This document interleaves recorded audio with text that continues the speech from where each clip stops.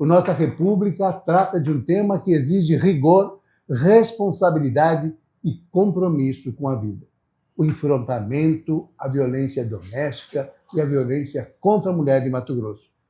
O TCE-MT lançou o programa TCE Pro Mulher para transformar diagnóstico em ação, fortalecer a rede de proteção e cobrar resultados concretos dos municípios. E para falar sobre a auditoria operacional que expôs falhas, omissões e fragilidades na política pública, recebemos Simoni Gin, auditora pública do Tribunal de Contas e uma das responsáveis por esse trabalho. É hora de entender o que falta, o que precisa mudar e por que essa pauta não pode mais esperar. Doutora Simoni Gin, um prazer recebê-la no nosso República. Muito obrigado por ter aceitado o nosso convite. Eu que agradeço a oportunidade de estar aqui nesse programa. O que a auditoria operacional encontrou de mais grave na política de enfrentamento à violência contra a mulher aqui em Mato Grosso? Olha, Mauro, foram várias fragilidades que foram identificadas, né? Vai desde da questão do orçamento, de não haver uma previsão orçamentária, principalmente quando a gente adentra para os municípios do estado. Quando a senhora fala orçamento, desculpe interromper. Sim. Quando a senhora fala em orçamento, é para alguma atividade, um programa específico ou para alguma secretaria que deveria cuidar disso? É para atividades e programas, né, que tratam desse enfrentamento. Porque o que acontece? No âmbito estadual, nós até agora temos esse destaque que é feito no orçamento, a partir do orçamento sensível ao gênero, né, que o Estado tem feito, que é o orçamento mulher. Só que o que é esse orçamento? Ele apenas destaca ali quais são as ações que estão voltadas, ações e programas, né, que estão voltados para mulher, para esse tema, mulher, né, para o gênero. Só que quando você adentra os municípios, e principalmente aí quando você afunila na temática de violência, de enfrentamento à violência contra a mulher, nos municípios você não tem destacado nas peças orçamentárias deles ações específicas.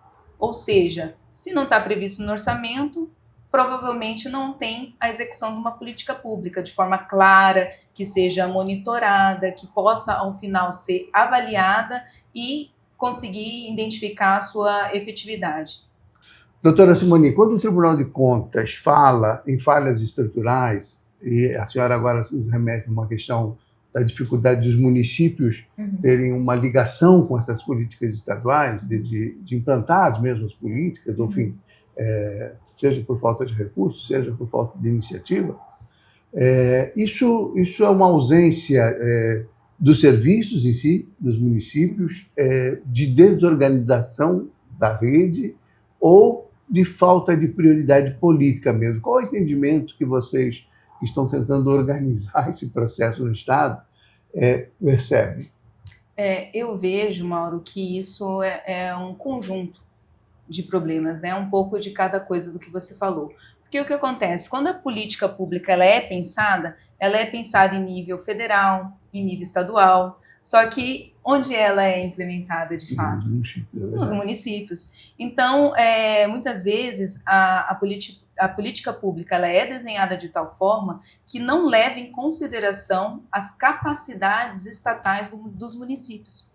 E, por exemplo, no estado de Mato Grosso, nós temos municípios com estruturas diversas, né? Municípios, a maior parte dos nossos municípios são deficientes, são pouco populosos, né? Então para uma estrutura, vamos dizer, mais simples, um pouco com menos infraestrutura mesmo, capacidade até mesmo. Quando eu digo capacidades estatais, eu estou dizendo, estou falando de recursos humanos, recursos financeiros e estruturais mesmo, né, do município. Então, veja, há essa dificuldade de quando você pensa na política pública, se você realmente está pensando quando ela vai estar lá na ponta sendo executada. Então, o que a nossa auditoria identificou quando ela foi a campo, visitou 12 municípios e depois nós aplicamos questionário em todos os outros municípios, foi que ali na ponta, onde a mulher realmente precisa, falta a estrutura. Por exemplo, Cuiabá e Várzea Grande, que são polos, você até tem essa estrutura de acolhimento, de atendimento a essa mulher vítima de violência. Quando a senhora fala estrutura, está se referindo a uma delegacia da mulher, está se referindo a um programa de assistência social,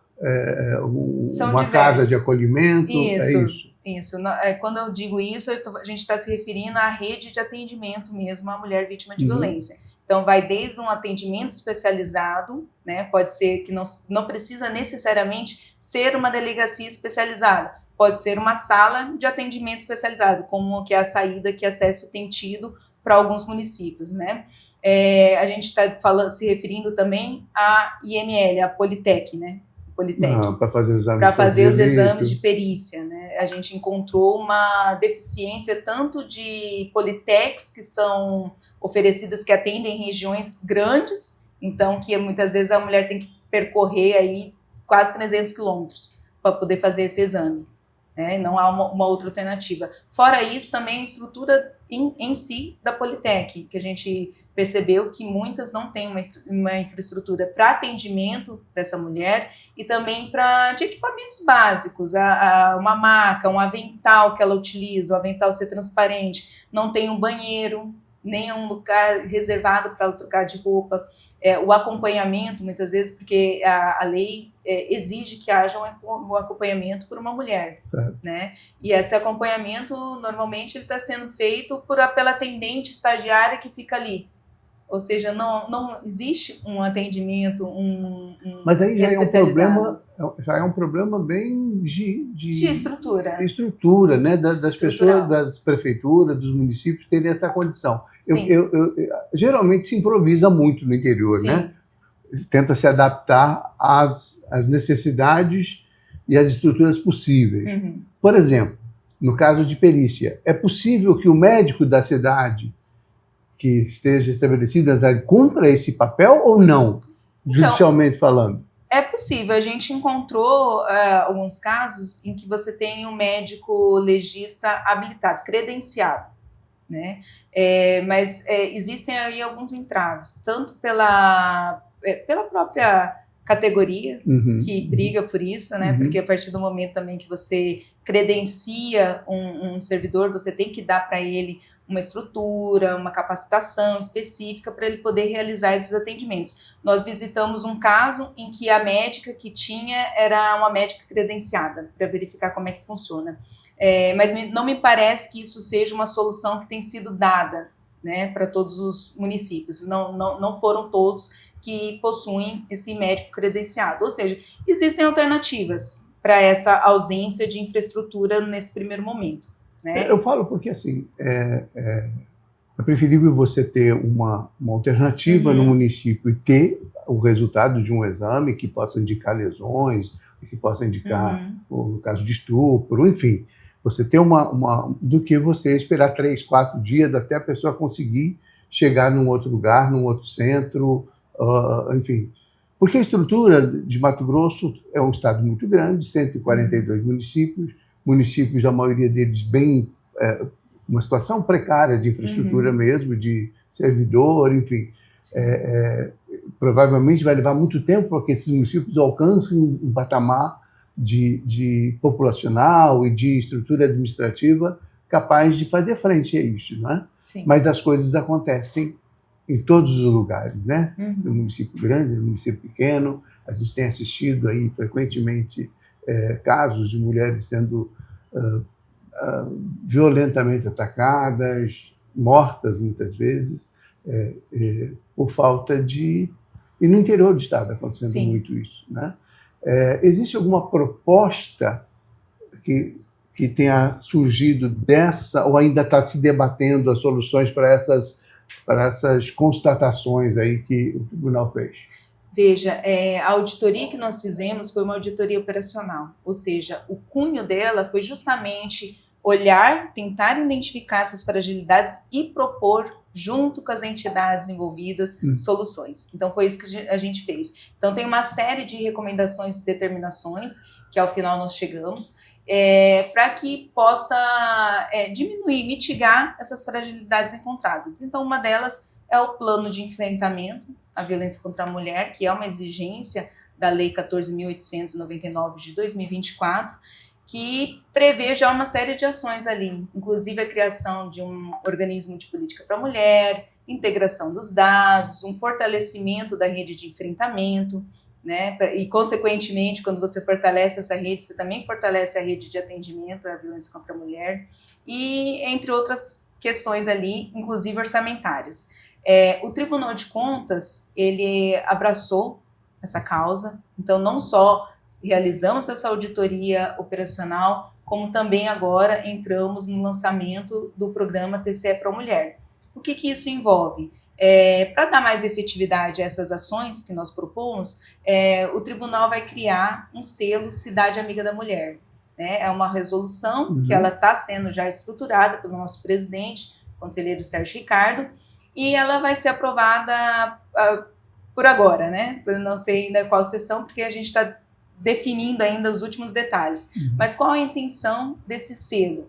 É premiar cidades, né, entregar para elas um selo de classificação, né, assim como acontece no portal da transparência, selo de diamante, ouro e prata, para aquelas cidades que cumprem com alguns critérios que nós vamos estabelecer. Tanto critérios de cumprimento da lei, ou seja, aquela cidade que tem um plano de enfrentamento, que já cumpriu essa lei, como também cidades que atingem boas práticas identificadas pelo tribunal e que vão ser incentivadas. Uma situação que chama muito a atenção nessa luta de defesa das mulheres é a fragilidade da prevenção. A gente percebe que você tem uma legislação boa, você tem diversas instituições envolvidas nisso, mas a gente pensa em duas situações: a educação, para que tenha, nas escolas públicas, nas escolas privadas, que tenha um desenvolvimento de alguma ação que crie consciência em jovens, em crianças sobre essa situação, né? Como combate mesmo a questão do machismo estrutural, como combate mesmo as razões que levam os homens a serem agressivos com as mulheres, né? Uma consciência de respeito às mulheres. Isso falta na educação, é uma coisa muito evidente, né? E a outra coisa é essa coisa da prevenção, de você já saber, você tem um indício, você tem um indicador, seja por meio de uma denúncia de um vizinho, seja por, enfim, a própria vítima, às vezes, buscando socorro. Aliás, é muito comum que vítimas que já estejam com medidas protetivas em seu favor, no prazo, serem vítimas de feminicídio. Não é uma coisa incomum, né? Acontece muito. Como é que é implantar esse tipo de medida tão distante dos centros, tão longe das instituições e com uma ausência de recursos bastante acentuada? Veja, Mauro, você levantou vários aspectos agora nessa pergunta, mas eu vou começar por uma que é da educação. Nós já havíamos, o Tribunal de Contas já havia provocado isso na conta de governo, criando a seguinte questão da exigência, porque a lei de diretrizes básicas da educação, ela já exige que as escolas façam, naquela semana, né, da mulher, façam atividades, aulas, né, seminários, provoquem seminários de conscientização dentro das escolas. O que o tribunal fez? Ele começou a pedir, quando ele foi fazer a análise das contas de governo, que o município enviasse se ele realmente tinha cumprido ou não. E a nossa auditoria também olhou para isso. Começou a avaliar os planos das escolas e percebeu que muitas vezes esse plano estava ali desenhado só pro forma, né? Ele não tinha metas claras, para quantos alunos essas capacitações iam ser dadas, o que ia envolver, quais profissionais, e por que isso é importante? Essa é justamente para a gente começar a também entrar nessa linha de capacitação, de formar novas gerações, né, sobre essa importância do respeito às mulheres, como os meninos que estão vindo aí, também vão ser os futuros homens, né, podem encontrar essas relações mais saudáveis, que a gente sabe que é de extrema importância, que os padrões de relacionamento, eles começam ali dentro de casa. É verdade. Então, esses ciclos de violência são ali. Doutora? E por incrível que pareça, eu queria só falar um pouquinho sobre essa questão do feminicídio. Grande parte das mulheres que são vítimas do feminicídio, elas não chegaram nem na parte da denúncia. Olha só. Então, quanto a gente precisa também avançar nessa questão da sensibilização, de trazer para os profissionais essa identificação, as pessoas que estão em volta, em torno dessa mulher, que veem que ela está já naquele ciclo de violência. Nós temos vários níveis, né, até chegar ao nível máximo, que é o homem matar essa mulher, né, que é o feminicídio. Então, a gente precisa realmente agir mais nessa construção, para que a gente possa estar aqui identificando e já parando nesses níveis ali no começo desse ciclo. Sobre essa questão da educação, né? A SEDUC hoje já implanta um programa nesse caminho, nesse sentido, vem implantando uma série de medidas, não só numa semana, não só no mês de agosto, né, no agosto de março, mas já busca um caminho disso fazer parte do currículo ao longo do ano, numa ligação de diversas matérias, tratando disso, de matemática até história, né? Para que as crianças tenham uma visão integral dessa situação e comecem a ter uma cultura de paz em relação às mulheres. É nesse caminho que o tribunal vem buscando estimular a participação de todo mundo, dos estados e dos municípios? Sim, veja, a gente tem trabalhado nesse sentido de fazer essa cobrança lá na ponta, na parte da educação, de efetividade dentro desses planos traçados pelas secretarias de educação. Mas também estamos pensando em agir com os adultos também, né? com o que é de suma importância que a gente faça essa conscientização. Então, veja, o Tribunal de Justiça, ele tem um programa que é o Grupo de Homem Reflexivo, que foi outra ação que nós nos debruçamos na nossa auditoria, e a gente identificou que 59% dos homens autores da violência, eles são reincidentes, e que quando eles frequentam esses grupos reflexivos, esse índice cai para 10%. E a gente percebeu que, às vezes, para isso ser implementado, porque não são todos os municípios que é possível ter esses grupos reflexivos, nós precisamos dessas ações conjuntas. Então, junto a uma universidade, algum meio, né, ali as faculdades de psicologia, para que eles possam também, junto com essas iniciativas, propor que essas ações sejam efetivadas em todos os municípios, ampliar esse número atendido.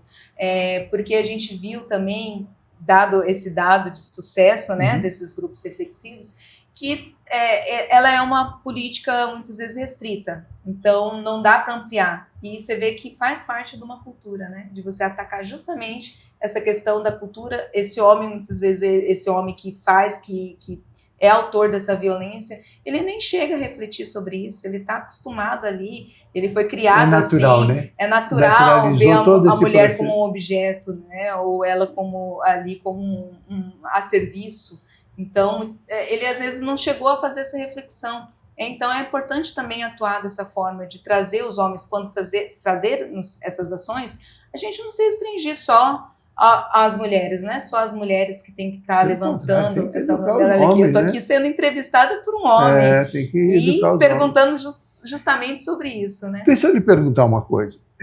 A gente falava sobre fragilidade e tal, a senhora falou muito dessa dificuldade de estrutura para dar esse atendimento, de gestão política, no sentido de ter uma decisão do prefeito, dos vereadores, da comunidade, em trabalhar isso, né? E a gente vê que ao longo dos últimos tempos, ao mesmo tempo que você vê uma violência crescente, Mato Grosso tem um dado ruim, né, sobre feminicídio, que preocupa muito, 2 anos seguidos aí liderando o ranking nacional de feminicídios, proporcionalmente à sua população. Mas, ao mesmo tempo que esses casos aumentam, você vê que há uma mobilização de diversas instituições. Sim. Mas a sensação que eu tenho é que elas, por mais que se ajudem, elas não falam exatamente isso sim. Não existe uma ação coordenada, né? Você tem Ministério Público, Defensoria Pública, Judiciário, Polícia Civil, Tribunal de Contas agora, o Governo do Estado, as áreas sociais. E a gente vê as iniciativas meio que isoladas, cada um caminhando para um lado. E falta isso. É esse o propósito do Pró-Mulher? Sim, A exatamente. ideia é que eles Exatamente. Se oferece uma coordenação? Esse foi um dos pontos cruciais que a nossa auditoria identificou. Tanto na rede de enfrentamento como na rede de atendimento. Como essa política, e não só essa política da violência contra a mulher, como outras também, ela é transversal. Então, ela é um tema que atinge várias secretarias para poder ser executada ali. E também, né, como na rede de enfrentamento, envolvem várias instituições. E o que a gente tem visto, a gente identificou logo de início nessa auditoria, foi que várias instituições falando mesmo, a gente tinha até dificuldade no começo de identificar, mas isso não, o TJ não faz, o Ministério Público não está fazendo, a Defensoria Pública não está fazendo. Então, o que a gente percebeu é que falta ainda essa articulação. E daí, por isso que é importante a criação de uma OPM, que é o Organismo de Política para a Mulher, tanto a nível municipal como estadual, que agora teve, né, a criação do Gabinete da Mulher, no nível do Estado. Por quê? Porque são esses organismos que vão fazer essa articulação. Então, é importante para que aconteça de fato, que exista uma unidade que vá justamente cobrar que essa política pública está sendo executada por secretarias. Por exemplo, a gente identificou algo bem claro, que a Secretaria de Saúde não se comunica bem com a Secretaria de Assistência Social.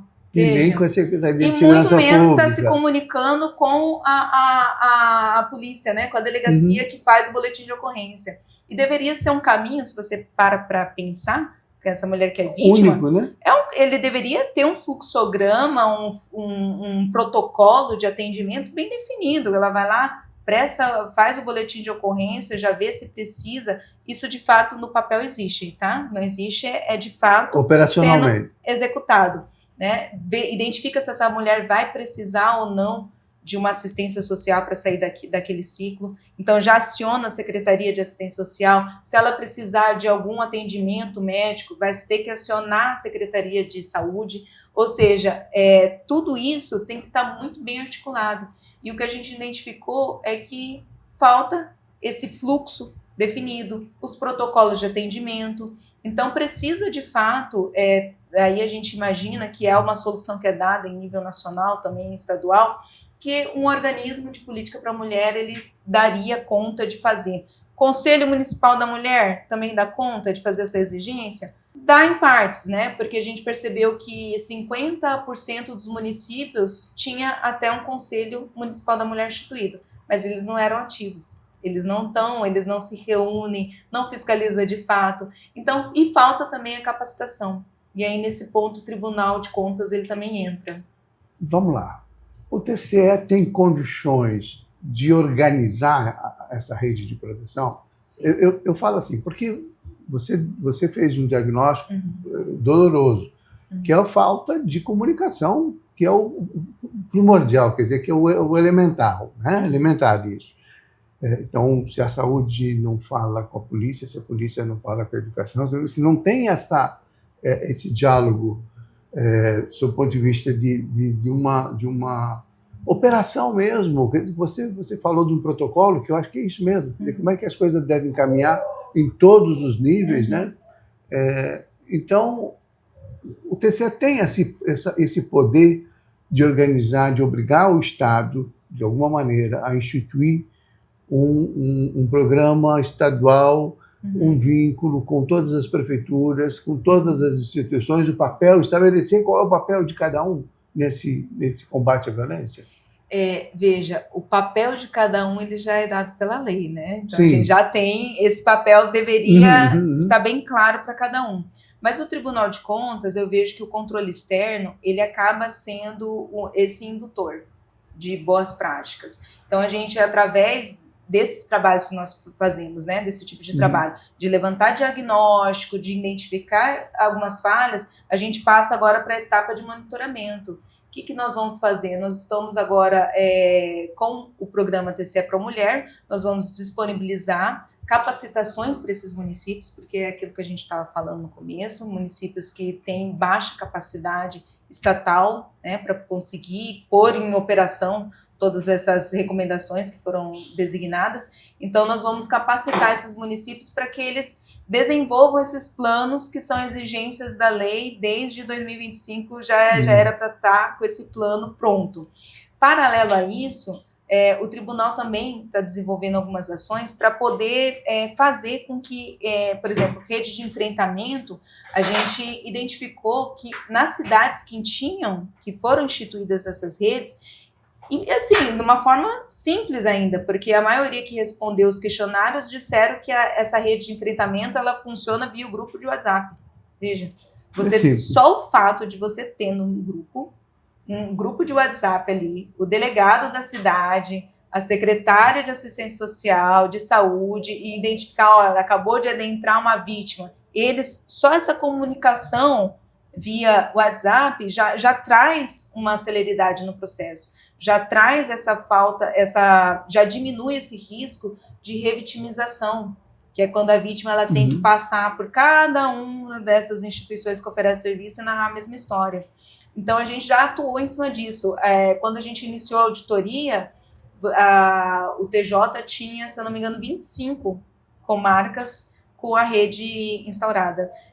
Fiquei sabendo lá no lançamento do TCE Pro Mulher que esse número já subiu para 108, graças ao que foi apontado na nossa auditoria. Então, os próximos passos são esses: a gente ter uma rede em todos os municípios e também aprimorar esses meios de comunicação, que eles se tornem com protocolos definidos, com fluxogramas definidos, qual que é o papel de cada um, né? Começar a exigir isso, e também trazer esse esclarecimento para a sociedade, para que essa mulher lá no interior, ela saiba, olha, fui vítima aqui de violência, quem eu procuro? Quem primeiro eu procuro? Procuro ali uma delegacia, né? Quais são os programas que hoje tem disponível para que eu possa sair desse ciclo de violência? Porque ainda tem essa, Mauro, não são todas as cidades que tem casa de abrigo, não tem. Se essa mulher ela quiser sair, normalmente isso é bancado ali pela Secretaria de Assistência Social no município, não tem ali definido uma política pública para isso, que vai falar, não, esse dinheiro aqui está reservado, se essa mulher quiser sair desse ciclo, a gente paga para que ela volte para a família de origem. Essa tem sido a saída mais fácil. Não, e rudimentar, porque não tem ali, desde o início, no programa orçamentário deles, na peça, né, na LOA, não tem ali destinado aquele recurso para esses casos. Então, tudo ainda é feito de forma muito rudimentar. De que maneira as prefeituras vão, alegados pelo TCE, cobrados pelo TCE, de que maneira que se organiza isso dentro do orçamento do Estado, dentro do orçamento dos municípios, e de onde vem dinheiro para estruturar isso? Porque, por mais simples que seja, você tem um custeio para bancar. Né? Você falou agora, não tem uma casa de acolhimento. Isso custa. Né? Em cidades pequenas, isso custa muito. Né? Pessoal, é mais difícil ainda. Né? Tanto por conta da qualificação, quanto por conta de quem que vai pagar isso. Né? Embora redes de voluntariado possam ajudar, enfim, mas são mais difíceis. Você tem que contar com o mínimo. Como é que vocês pensam, a partir do que está se abrindo de perspectiva, como é que vocês estão pensando em transformar essa dificuldade numa realidade superada, num problema que foi resolvido? Sim, nós temos recursos federais previstos para essas ações. Inclusive essa lei deixa claro que o município que não, e também o Estado, que não cumprir com essas iniciativas de criar um plano, de definir ali o sistema de base de dados, uma integração, criar uma OPM, isso vai dificultar os repasses. Então, existem repasses para serem feitos sobre isso, né? O que existe, às vezes, é também um desconhecimento, Mauro, sobre acesso a esses recursos. Então, a gente também quer trabalhar em cima disso, porque uma das questões que a gente levantou foi se o município tinha um fundo municipal de violência contra a mulher. Ele nem sabia que ele poderia ter isso, né? Que são fundos, são iniciativas de outros estados, que a gente viu que é uma boa prática, onde é possível você destinar a própria sociedade, ter ali um desconto do recurso que ela vai pagar para o imposto de renda e destinar para esses fundos olha só, isso é possível, isso já outros estados têm feito isso. Então, nós temos alguns mecanismos que são possíveis. Nós temos o Fundo Nacional de Segurança Pública, que tem uma verba ali específica destinada para a violência contra a mulher. A gente já falou uma opção de coisas, né? Eu queria mais ou menos sintetizar isso tudo. O que precisa exatamente existir para que a mulher aqui em Mato Grosso encontre um atendimento rápido, integrado e sem revitimização? Além de tudo que a gente conversou, objetivamente, precisa disso. Precisa dessa articulação entre as instituições que executam esse serviço, que é aquilo que a gente estava falando, né? Que hoje, o que é, por exemplo, aquele programa do governo federal, que é a Casa da Mulher Brasileira? Nós temos um terreno doado, se eu não me engano, na época lá ainda não tinha nem começado a construção da Casa da Mulher Brasileira, que é justamente essa intenção de você ter no mesmo lugar... Mas isso é uma iniciativa da mulher ou do Estado? É federal. Federal. Essa Casa da Mulher Brasileira é um programa federal. Uhum. Ele é destinado para ter ali todas essas instituições que prestam o atendimento à mulher vítima de violência no mesmo espaço, no mesmo prédio. Isso já economizaria essa questão dela ter que ficar peregrinando. E dá uma dinâmica de importante, lugar em né? lugar. Tá. Mesmo que isso não seja possível, porque parece que tem que cumprir alguns requisitos de número de habitantes, tal, não dá para ter uma Casa da Mulher Brasileira em todo o município. Tudo bem? Então, o que nós precisamos avançar nessas instituições, dessas redes, na criação desses protocolos, desses fluxos bem definidos de comunicação, para que a mulher ela possa adentrar, se ela vai lá, ela vai prestar a queixa e que ela já tenha um direcionamento e tenha essas assistências também lá no município, não só em municípios mais populosos ou só aqui na capital, que ela tenha de fato, por exemplo, o ser mulher, né, o ser família, que ela tenha acesso a esse valor, que ela tenha condições, por exemplo, de se fazer cumprir a lei de licitações já trouxe ali previsto, que é um cadastro de priorização para as mulheres vítimas de violência. Só que o que acontece hoje, Mauro? Nós não temos esse cadastro, não temos os dados integrados. Olha, então nós estamos pecando até nisso. A gente não tem uma fonte de dados integrados do sistema estadual com o municipal e entre a Secretaria, por exemplo, de Saúde, que faz esse levantamento através da vigilância, né, epidemiológica de mortes, né, de violência, com a CESP.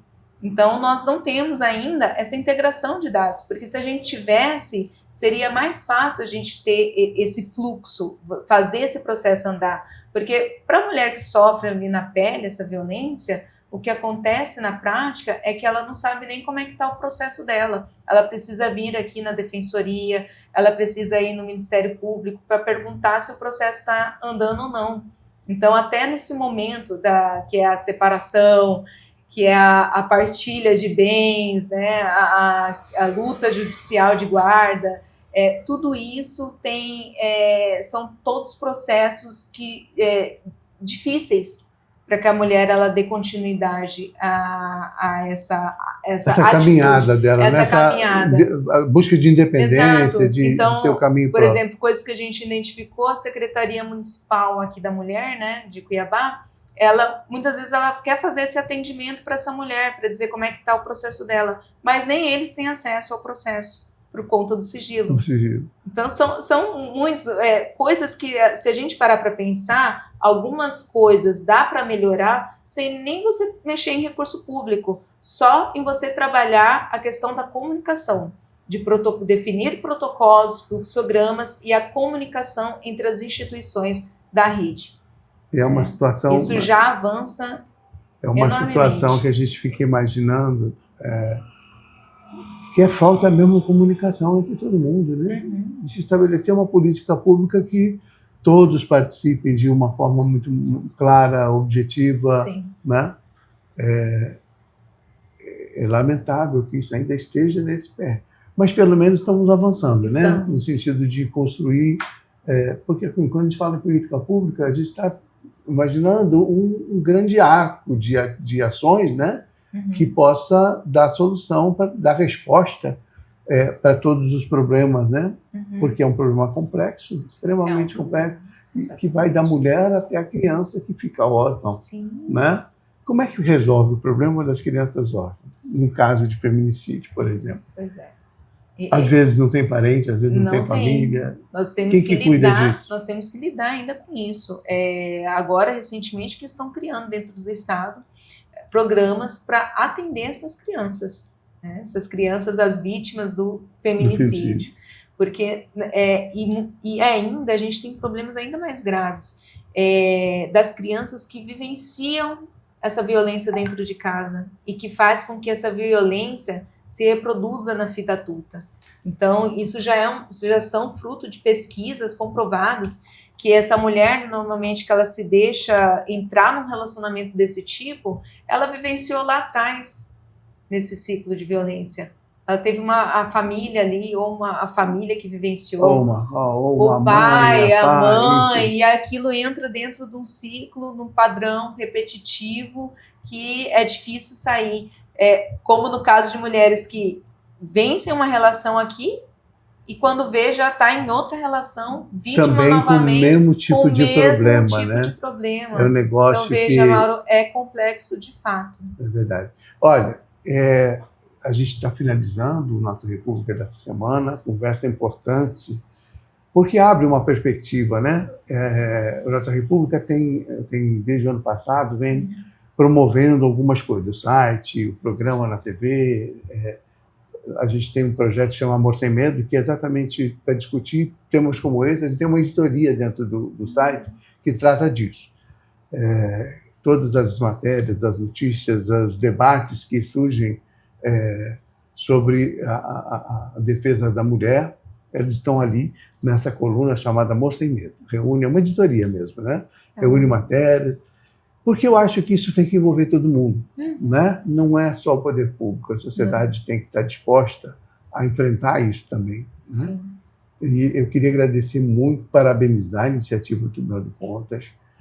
Acho que se alguém pode organizar isso, porque a gente percebe que tem uma disposição, né? Aliás, combater a violência contra a mulher é quase um sacerdócio, né? As pessoas se envolvem mesmo, em todos os níveis, em todas as instituições, tem muita gente disposta a contribuir, né? E fazer a sua parte.